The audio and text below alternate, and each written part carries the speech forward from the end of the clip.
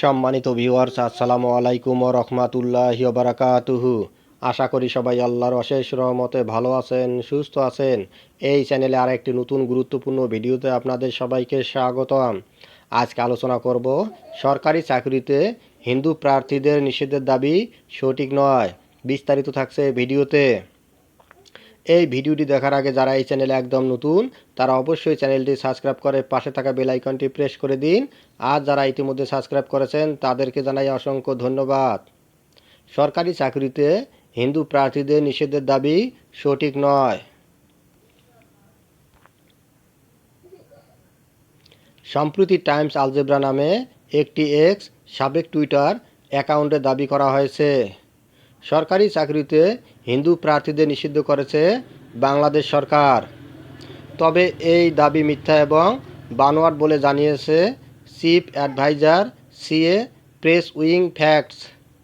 বৃহস্পতিবার বেলা 11:30টার দিকে প্রেস উইং ফ্যাক্টসের ভেরিফাইড ফেসবুক পেজে এক পোস্টে এ তথ্য জানানো হয়েছে। টাইমস আলজেব্রা নামে ওই এক্স অ্যাকাউন্টের পোস্টে বলা হয়েছে, সরকারি চাকরিতে হিন্দুদের প্রবেশ নিষিদ্ধ করেছে বাংলাদেশ সরকার। বাংলাদেশি মন্ত্রী জাহাঙ্গীর আলম চৌধুরী বলেন, বাংলাদেশ একটি মুসলিম সংখ্যাগরিষ্ঠ দেশ, তাই পুলিশ হোক বা সরকারি চাকরি মুসলিমরা অগ্রাধিকার পাবে। ওই পোস্টে আরও বলা হয়েছে, পাশ করা নতুন এক সরকারি আদেশে কনস্টেবল থেকে শুরু করে পুলিশের উচ্চ পদে যোগদানে হিন্দু প্রার্থীদের নিষিদ্ধ করা হয়েছে। এসব পদে 1,500-এর বেশি হিন্দু প্রার্থীদের আবেদন প্রত্যাখ্যান করা হয়েছে।